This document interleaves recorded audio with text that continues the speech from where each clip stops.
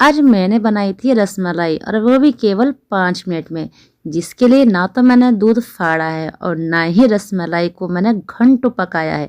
तो चलिए ये रसमलाई मैंने कैसे बनाई है एक बार आप भी देख लीजिए, क्योंकि देखने के बाद ना आप इसे ज़रूर बनाएंगे। तो सबसे पहले अपना कोई सा एक पैन ले लीजिए, उसमें डाल दीजिए 2 से ढाई गिलास दूध। फुल क्रीम आपको दूध लेना है और थोड़ा सा लेना है मिल्क पाउडर। या तो आप इस समय मिक्स कर दीजिए दूध में मिल्क पाउडर को और उसके लम्स फोड़ दीजिए, नहीं तो इसे एक कटोरी में निकाल के ना मिल्क पाउडर मिक्स कर लीजिए, यानी कि दूध को एक कटोरी में निकाल लीजिए और मिल्क पाउडर डाल देंगे। अब देखिए अगर आप मिल्क पाउडर डालते हैं तो इसकी हमें बनानी है रबड़ी, तो बहुत जल्दी बन जाती है। तो मैंने थोड़ा सा दूध कटोरी में निकाल लिया और उसमें डाल दिए थे कम से कम 5 से 6 चम्मच मिल्क पाउडर। तो अच्छे से मिक्स करने के बाद में इस मिल्क पाउडर वाले दूध को भी इसी में मिक्स कर देंगे और अच्छे से चला देंगे। अब देखिए ये जो रसमलाई बनने वाली है, रबड़ी तो आपको घर में ही बनानी है। तो चलिए रबड़ी तो हमारी बनके तैयार होने ही वाली है। थोड़ा सा इलायची पाउडर और केसर भी डाल देते हैं। ये रसमलाई अगर आपने एक बार घर में बनाई ना, तो आप ये ट्रिक हमेशा आजमाएंगे, क्योंकि मैं इस ट्रिक को 3 साल से फॉलो कर रही हूँ और मेरे घर में हर किसी को बहुत ज़्यादा अच्छी लगती है। तो मैंने सोचा क्यों ना मैं ये रेसिपी आपके साथ शेयर कर दूँ। तो दूध में उबाल आ चुका है, तो बारीक कटे हुए मैंने यहाँ पर पिस्ता, काजू, बादाम और थोड़ी सी चिरौंजी ले लिए, क्योंकि जब रसमलाई का जो दूध होता है ना, तो उसमें तो ड्राई फ्रूट्स ना भर भर के पड़े होते हैं। तो मैंने सोचा फिर मैं भी ड्राई फ्रूट्स क्यों ना डालूं। तो चलिए अच्छे से इसमें उबाल आ चुका है, ड्राई फ्रूट्स मैंने डाल दिए। अब देखिए मिल्क पाउडर मीठा होता है, तो चीनी हमें यहाँ बहुत कम डालनी है।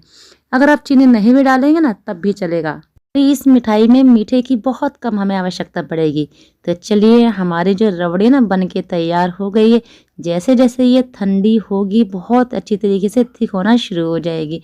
तो इस रबड़ी को बनने में यहाँ पर 4 से 5 मिनट लगेंगे आपको, क्योंकि हमने मिल्क पाउडर यूज़ किया है तो बहुत जल्दी बन के तैयार हो जाती है। तो चलिए रबड़ी तो हमारी बन के तैयार है, इसे हम रख देते हैं साइड में। अब मैंने यहाँ पर लिया है एक मिक्सिंग बाउल।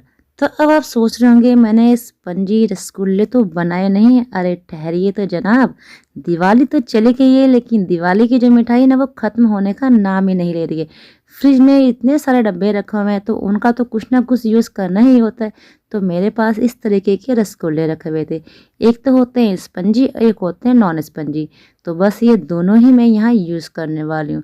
तो अब मैंने यहाँ करा क्या है, सबसे पहले तो इस डब्बे को खोल लेते हैं, क्योंकि डब्बे को खोले बिना तो रसगुल्ले निकलने वाले नहीं हैं। तो डब्बा मैंने खोल लिया है। अब देखिए जो ये छोटे छोटे से रसभरी रसगुल्ले हैं ना, तो इनका हमें निकाल देना है शुगर सिरप। इनका मीठा कम कर देना है, क्योंकि ज़्यादा मीठा होने की वजह से तो मिठाई घर में ख़त्म ही नहीं हो रही थी। तो अब जो हमने मिक्सिंग बाउल लिया था ना, तो उसमें इस तरीके के रसगुल्ले हमें रख देने हैं, यानी कि उनको हल्का हल्का सा दबा के निचोड़ दीजिए और डाल दीजिए। ज़्यादा नहीं निचोड़िएगा, क्योंकि ये छोटे वाले जो नॉन स्पंजी टूट जाएंगे। तो चलिए अब ये रसभरी जो होती है ना छोटी छोटी सी, ये तो मैंने मिक्सिंग बाउल में डाल दिए। अब बात आती है स्पंजी। जो रियल में आपके रसमलाई जो होती है ना, वो इस तरीके स्पंजी वाली होती है। इसे आप कितना भी कस के दबाएं बिल्कुल नहीं टूटने वाला। तो चलिए इसको भी निचोड़ कर हम इसी बाउल में डाल देते हैं। एक बार ना इस ट्रिक को आजमा के देखिए, बहुत ही टेस्टी रसमलाई बनती है घर में, यानी कि बची हुई मिठाई का यूज़ भी हो जाएगा और हमने यहाँ बना दिया अपने घर में इंस्टेंट रसमलाई। तो चलिए सारे ही रसगुल्ले मैंने इसमें डाल दिए हैं, और जितना देर में हमने रसगुल्ले डाले ना, तो हमारी जो रबड़ी थी ना वो थोड़ा सा ठंडी हो गई, यानी कि हमें बिल्कुल ठंडा नहीं करना है, गर्म ही रखना है। तो देखिए इस तरीके की मलाई बननी शुरू होगी। केसर का कलर देखिए कितना अच्छा है। तो सारी ही रबड़ी यानी कि इस दूध को डाल देते हैं अपने रसगुल्लों के ऊपर और इसे छोड़ देंगे करीब आधे घंटे के लिए। तो आप इसे फ्रिज में भी रख सकते हैं, क्योंकि ये तो ठंडी ही अच्छी लगती है ना। तो आधे घंटे के अंदर अंदर जितने भी रसगुल्ले हैं सारे ही दूध को, यानी कि जो रबड़ी हमने बना के रखी है ना, उसे सोख कर लेंगे। तो ठंडा होने के बाद इसे खाइए, बहुत ही लाजवाब लगेगी।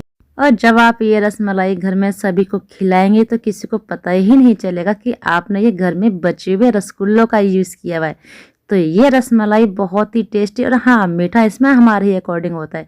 मैंने कहा था ना कि आपको इसमें मीठा नहीं डालना पड़ेगा, क्योंकि जो रसगुल्ले होते हैं वो ऑलरेडी मीठे होते हैं और मिल्क पाउडर भी मीठा होता है। तो बस आपको यहाँ पर इसी बात का ध्यान रखना है और इस तरीके की रसमलाई बनाइए और मेरे चैनल को कर दीजिए सब्सक्राइब। मिलती हूँ आपसे एक और नई वीडियो के साथ, तब तक के लिए बाय बाय।